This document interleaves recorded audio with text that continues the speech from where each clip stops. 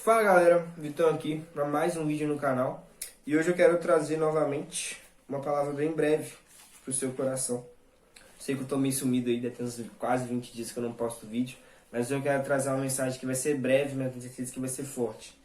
Quem tiver com Bíblia ou tiver interesse em abrir, eu vou ler agora capítulo 22 do livro de 2 Crônicas, versículo 10. Quando Atalia, mãe de Acasias, viu que seu filho era morto, levantou-se e destruiu toda a descendência real da casa de Judá. Mas Jeosabeate, filha do rei, raptou Joás, filho de Acasias, do meio dos filhos do rei, que seriam mortos, e o escondeu, juntamente com a sua babá, numa câmara interior. Assim, Jeosabeate, filha do rei Jeroão, mulher do sacerdote Joiada e irmã de Acasias, o escondeu de Atalia, e ele não foi morto. Joás esteve com eles, escondido na casa de Deus, durante 6 anos, e Atalia reinava no país. Então, Joás, Atalia, o nome da outra moça aqui, que é meio difícil de falar, Acasias, não é um nome muito comum, que a gente se lembra normalmente. Mas eu tenho lido o livro de 2 Crônicas, que fala sobre as descendências reais, né, dos tronos de Judá e de Israel. Traz, como toda a Bíblia, um aprendizado muito grande.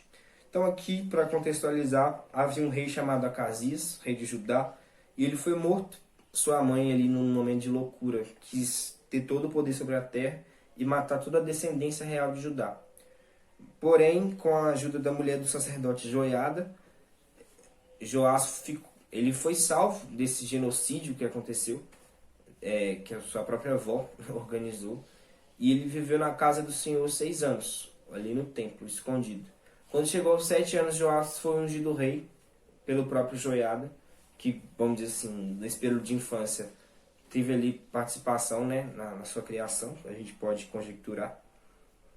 Então, ele, pelo pedido do próprio povo, ele é ungido rei, com a ajuda de Joiada, e com 7 anos ele já era rei. É claro, é uma idade imatura, mas eu creio que ao longo do tempo ele foi se aperfeiçoando no serviço, né, de ser rei.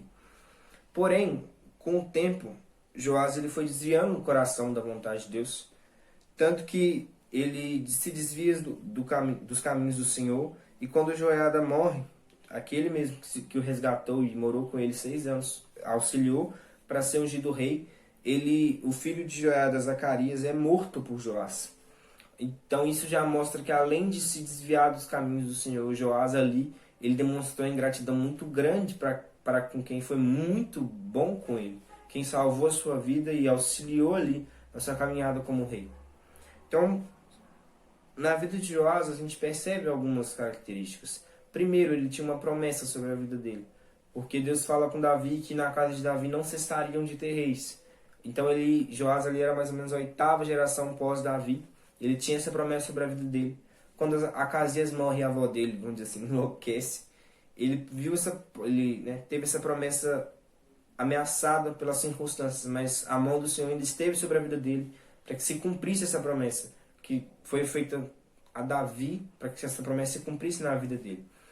Então, Joás tinha tudo para começar muito bem. Ele tinha uma promessa, ele teve o cuidado de Deus, ele ficou 6 anos morando na casa de Deus, e mesmo assim, Joás se desviou do caminho e foi ingrato com quem o ajudou.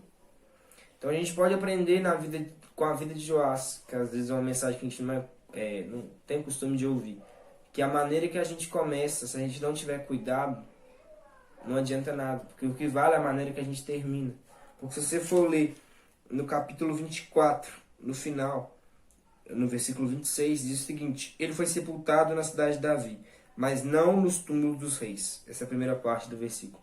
E no livro de Crônicas você repara que onde os reis eram sepultados diziam muito sobre como foi a vida dele, que também era um sinal de respeito e honra àquele rei. E Joás não morreu com respeito e honra. Então, mesmo com as situações começando, vamos dizer, favoráveis à vida de Joás, você pode estar se perguntando: poxa, mas o pai dele morreu, a avó dele enlouqueceu, quis matar todo mundo. Sim, mas ele já tinha uma promessa, ele teve o cuidado de Deus e morou na casa de Deus. Ou seja, vamos dizer que Deus deu um jeito para que essa promessa se cumprisse, as coisas se ajeitassem na vida de Joás. E mesmo assim, ele desviou o coração da vontade de Deus. E contrastando com a vida de Joás, a gente pode ver capítulos à frente o rei Jotão, que também foi rei de Judá, que tem uma participação muito pequena no livro. É somente um capítulo, capítulo 27, com apenas 9 versículos. E o versículo 6 que me chama muita atenção, que diz o seguinte: assim Jotão se tornou cada vez mais poderoso, porque dirigia os seus caminhos segundo a vontade do Senhor seu Deus. Ou seja, ambos foram reis, ambos tinham promessas sobre a vida deles, porém um foi ingrato e não permaneceu na vontade do Senhor. E mesmo ele sendo citado em vários capítulos, quando ele morreu, ele não morreu com honra, ele não morreu com salvação. E o outro, que também foi rei, também creio, nas batalhas ele teve o auxílio de Deus, ele permaneceu fiel. E quando ele morreu com a salvação. Essa é a grande diferença. Porque na caminhada com Jesus, a maneira que a gente começa, ela é irrelevante. Porque o que vale realmente é a maneira como a gente termina. E como é que eu posso exemplificar isso? Porque às vezes a gente tem circunstâncias na nossa casa, na nossa vida, na nossa história, que não vão ser propícias para que a gente manifeste a glória de Deus.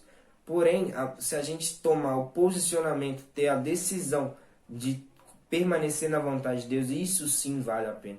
É a maneira como a gente termina, como a gente viveu até o fim dos nossos dias, que determina se a gente vai ser salvo ou não, se a gente vai honrar ou desonrar o nome de Deus. Que essa possa ser a mensagem para você hoje.